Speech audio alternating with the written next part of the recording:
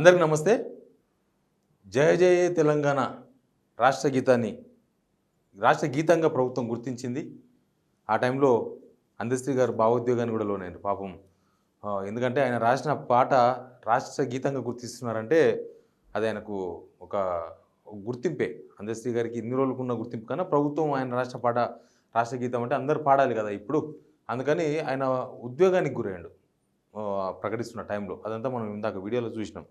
కానీ అందశ్రీ రాసిన పాటకు కీరవాణి సంగీతం అందించడం విషయం పైన తెలంగాణ ఉద్యమకారుల నుంచి, తెలంగాణ వాదుల నుంచి ఎంత ఆబ్జెక్షన్ వచ్చింది, ఎట్లాంటి ఆబ్జెక్షన్ వచ్చింది, ఇవన్నీ చూసినాం. నిజానికి కీరవాణి గారు మంచి దర్శకులు కాదు అని ఎవరు అనరు. ఆయన ఆస్కార్ అవార్డు గ్రహీత, మంచి సంగీత దర్శకుడు కీరవాణి గారు.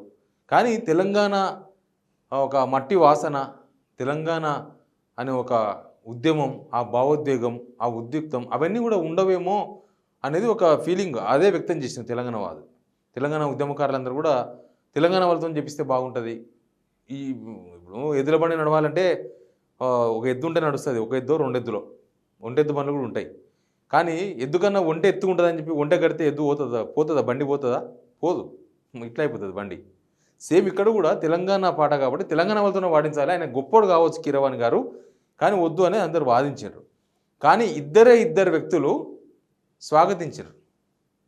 ఆ ఇద్దరు వ్యక్తుల పేర్లు మీకు చెప్తాను నేను. ఆ ఇద్దరు ఏం చేశారంటే కళలకు కళ్ళలు లేవు, అంటే ఎడుజులు లేవు.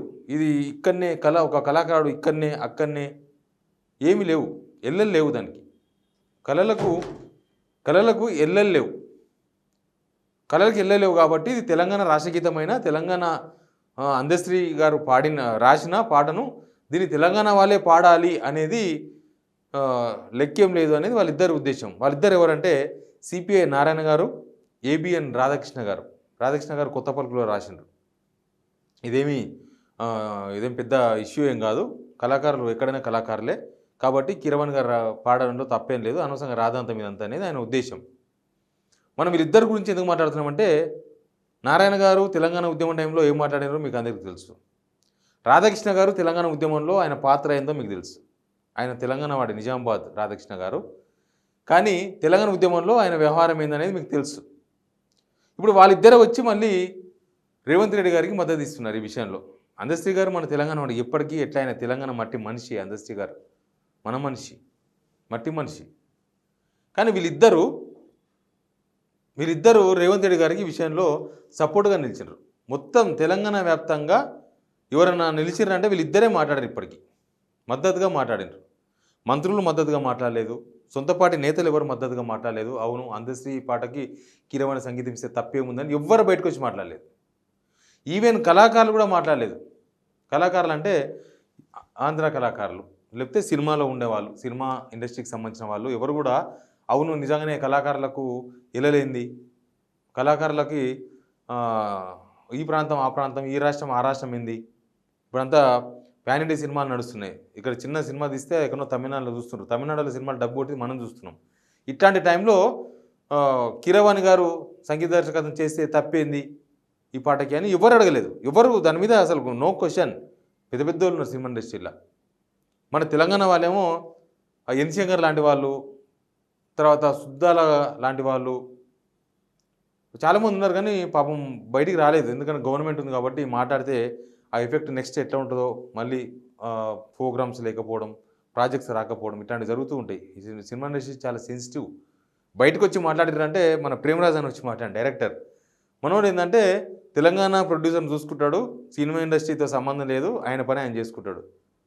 అంతకుముందు సినిమాలు తీసిండు కదా, నగరం తిరగబోతున్న వేళ సినిమా తీసిండ్రు, శరణం గచ్చామి సినిమా ఎంత కాంట్రవర్సీ అయింది, దానికి ప్రేమరాజ్ అనే దర్శకత్వం వహించాడు. కాబట్టి అట్లా తెలంగాణ కోసం కట్టుబడిన వాళ్ళు మాట్లాడినరు, తెలంగాణ కోసం కట్టుబడి ఉండి కూడా కొంతమంది మాట్లాడలేకపోయినారు, అది వేరే విషయం. కానీ అక్కడి నుంచి కీరవాణి సైడ్ నుంచి ఒక్కరు కూడా కనీసం సపోర్ట్ చేయలేదు కీరవాణి గారు పాడితే తప్పే ఉందని. అట్లాంటి సిచ్యువేషన్లో వీళ్ళిద్దరూ నారాయణ తర్వాత ఏబిఎన్ రాధాకృష్ణ వీళ్ళిద్దరూ రేవంత్ రెడ్డి గారికి మద్దతుగా నిలవడాన్ని తెలంగాణ సమాజం ఎట్లా అర్థం చేసుకుంటుంది, ఇప్పుడు నా వీడియో చూసిన మీరు ఎట్లా అర్థం చేసుకుంటారు, ఏం జరుగుతుంది, మన పాట మీద ఎవరు తూటా పేల్చిండ్రు, మన పాటకు ఎందుకు ఈ కలరింగ్ ఇచ్చిండ్రు? మన పాటనే, అందశ్రీ అన్న రాసిన పాట మన పాట కదా. కాబట్టి ఇది తెలంగాణ సమాజం అర్థం చేసుకోవాలని నేను కోరుతున్నా. Please subscribe signal TV.